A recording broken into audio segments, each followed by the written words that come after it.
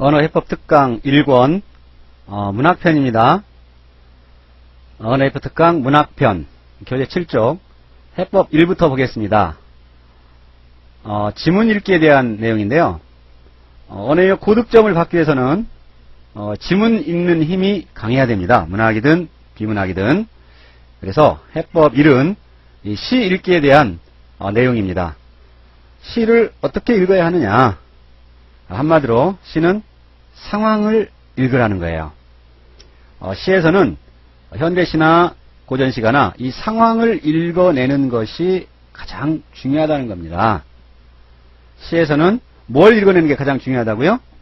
상황. 그러면 이 시에서 상황을 읽어내는 것이 쉬울까요? 어려울까요? 쉽다고 말하는 사람은 아마 시 문제를 잘 푸는 사람일 거예요. 쉽지가 않죠. 시는 압축해 놓은 글이기 때문에 이 상황이 눈에 잘 안 보일 때가 많아요. 그래서 화자의 상황을 이해하면 시 이해의 절반은 끝난 것이나 다름없다 라고 말할 수 있을 정도로 상황 파악이 그만큼 중요하다는 겁니다. 시인은 작품 속에서 여러 가지 모습으로 나타나는데 시인이 작품 속에 취하는 이런 모습, 이걸 뭐라고 하냐면 이게 화자예요. 화자. 시인은 작품 속에서 여러 가지 다양한 화자로 나타나죠. 예를 들어서 화자가 이별의 상황에 처해 있거나 아니면은 고난 속에 놓여 있거나 아니면 화자가 심각한 갈등을 겪고 있거나 또는 어떤 이유로 해서 방황하고 있거나 임을 기다리고 있는 상황도 있고요. 자연 속에서 한가롭게 지내고 있는 상황 등 다양한 입장을 취합니다. 이것만이 있는 게 아니고 그 밖에 등등등등등 화자의 상황이 매우 많다는 거예요. 그래서 이와 같이 시적 화자가 놓여있는 이런 정서적, 사회적, 역사적 상황을 이해함으로써 이 상황을 이해함으로써 뭘 알 수가 있냐면은 화자의 심리, 정서, 태도, 또 작품의 분위기, 주제 등을 파악할 수가 있다는 거예요. 그러니까 화자의 상황을 이해해야 시의 내용적인 요소를 정확히 알 수가 있다는 겁니다. 그래서 화자의 상황을 이해하기 위해서 먼저 이 시적 화자와 관련된 기본적인 사항 한두 가지를 확인해 둘 필요가 있는데요. 첫째, 이 화자가 작품 표면에 나로 직접 등장하느냐, 표면에 나타나지 있지 않느냐, 이걸 확인해 봐야 돼요. 자, 이거는 어려운 문제가 아니겠습니다. 눈만 크게 뜨고 바라보면 되겠죠? 시 본문에 나라는 사람이 나오면 화자가 표면에 또는 이 표면에는 겉으로라고도 말합니다. 화자가 겉으로 또는 표면에 나타나 있는 경우가 되는 거고 나라는 사람이 나와 있지 않으면 표면에 나타나 있지 않는 게 되는 거예요. 그리고 두 번째, 이 나가 자신의 이야기를 하는지 아니면 시적 대상의 이야기를 전달하는 관찰자 입장을 취하고 있는지를 확인해 둘 필요가 있어요. 물론 표면에 나가 나와 있지 않은 경우는 화자겠죠.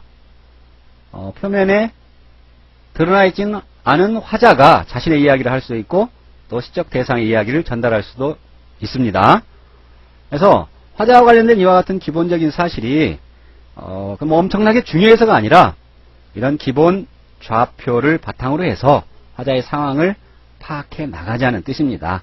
그래서 이와 같은 점을 확인하면서 시를 서사화, 즉 줄거리로 엮어 나간다는 거예요.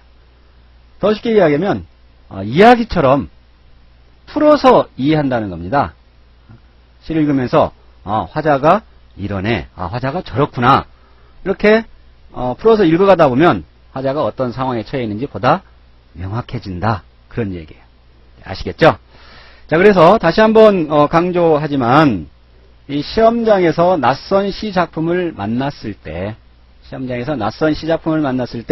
가장 먼저 해야 할 일은 뭐라고요?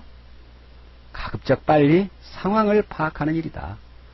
1년을 읽고 곧바로 상황 파악이 이루어진다면 아주 좋은 일이겠다. 아마 문제 잘 풀 수 있을 겁니다. 시를 읽어가면서 이 시어의 함축적 의미 또는 표현상의 특징 등 다른 것은 신경 쓰라는 겁니까? 쓰지 말라는 겁니까? 신경 쓰지 말고 이 화자의 상황과 그 속에서의 정서 태도, 그래서 이 정서 태도를 확인하면서 신속하게 읽어가는 게 좋다는 거예요. 이렇게 말하면 여러분들 이제 질문할 거예요. 선생님, 시험에는 항상 이 함축적 의미나 표현상의 특징 같은 것들이 나오는데 이거를 신경 쓰지 말고 읽으라고요? 예. 뭐 문제에서는 항상 나오죠. 그렇지만 그 모든 것들을 다 챙기면서 시를 읽을 수가 없다는 거예요.